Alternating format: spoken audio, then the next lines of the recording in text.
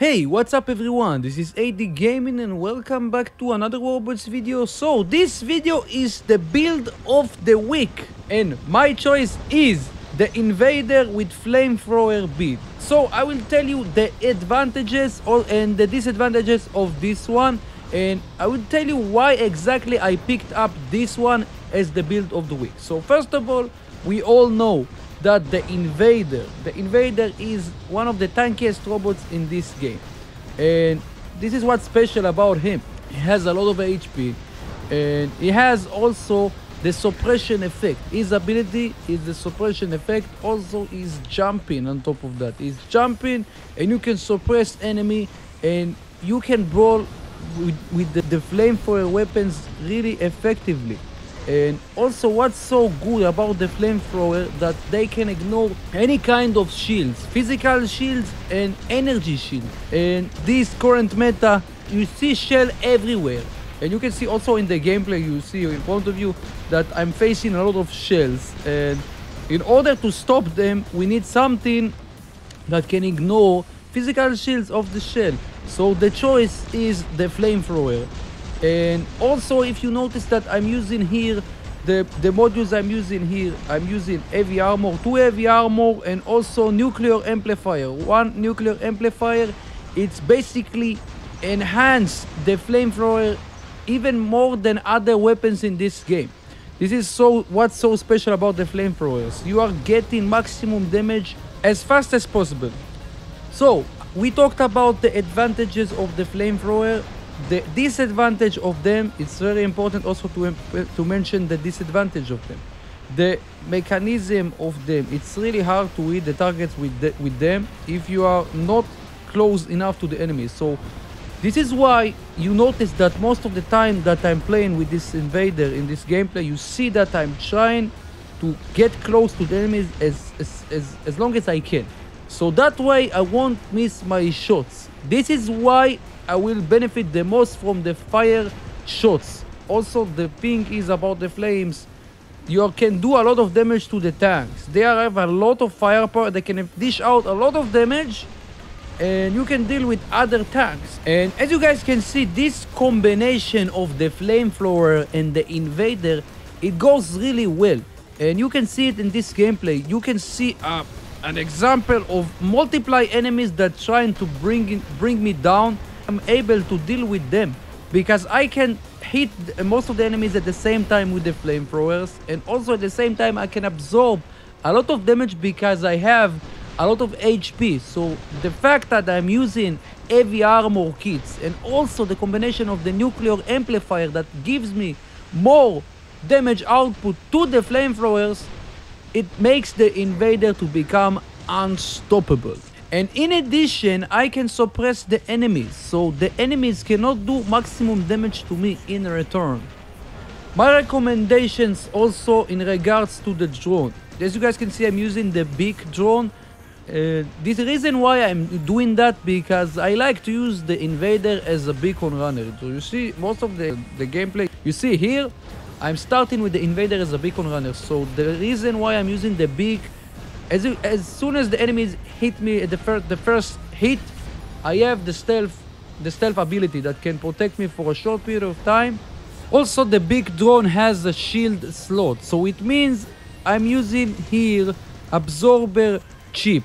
So because the Invader has a lot of HP, this microchip can be triggered multiply time in one battle. So this is why, this is another fact, this is another thing that makes the Invader to become the ultimate tank here. As you guys can see, the Invader also, you can be a team player really well with the Invader, because the fact you are suppressing the enemies, if you have a support for your teammates, you can deal with them much easier.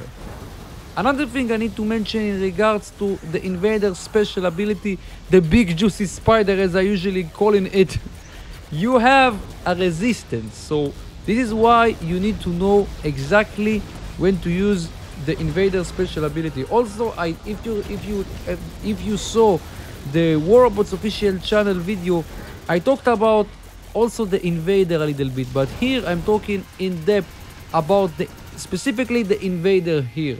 So you need to know this fact. The invader has resistance when he's activating his ability for around 5 seconds. And now let's talk about the pilot skills. My recommendation for pilot skills, very important. The first pilot skill, in my opinion, that it's really important to use on the invader is the Wonder Walker pilot skill. Every time you are activating your ability, you are getting, if it's tier 4, you're getting another 9.5% HP. You're generating 9.5 HP. That's a lot of HP, guys. Think about that. And another pilot skill that is very important is the Armor Expert and the Tough Guy. These two pilot skills gives you more HP for the invader. That makes him more juicier to become the big juicy, the ultimate big juicy spider, basically. If you want to use Roadhog, you can. But the very important pilot skills, the HP pilot skills, they are very important for the invader. The invader is available to get on the workshop, so you can build it on the workshop basically with silver, guys. You can use your silver and build the invader, and the invader is still one of the is still a competitive robot in the current meta. And you see, usually if you are watching my gameplay, my live stream, you see that I'm using the invader a lot recently, because not only because I like the big juicy spider, also because the invader is really strong, guys. And here on this gameplay I will show you how powerful the invader can be. Here I will show you proof that the invader can deal with also with the titans. If you can suppressing them at the right time, you can deal with them really easily, like I'm going to do here. You're gonna see that I'm going to kill a titan, an audience here. So you see here, I'm dealing usually, like I told you at the beginning, multiply enemies attacking the big juicy spider, the meter, another spider. You see, with the same setup, he's using the special edition weapons, he's using the special edition blaze and the regular igniter. But here I'm dealing with this, the meter, the cryo, the meter, at the same time stealing my kills like usual, the other teammates. But it's okay. Using my ability again in order to suppress the enemies. You see, forced this Scorpion to use spaceship and dealing with the other one at the same time. You see here, this Scorpion was on last stand and we took him out. Okay, so they are gonna bring the titans really soon. Right now you see a titan on the left side. This is an Arthur. You see, I'm thinking what to do.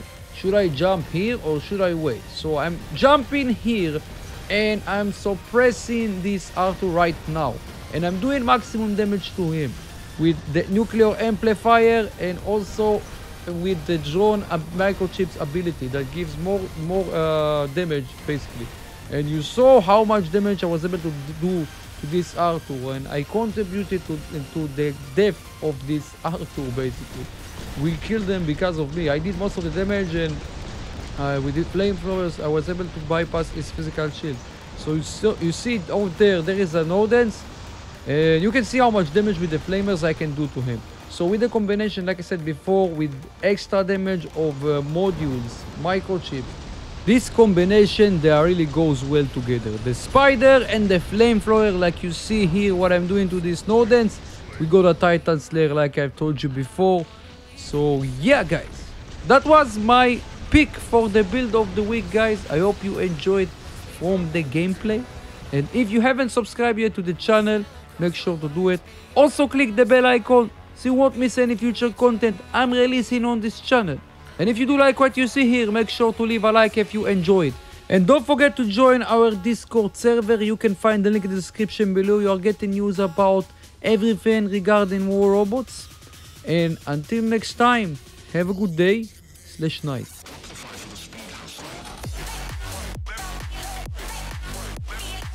left and right, left and right, left and right, left and right.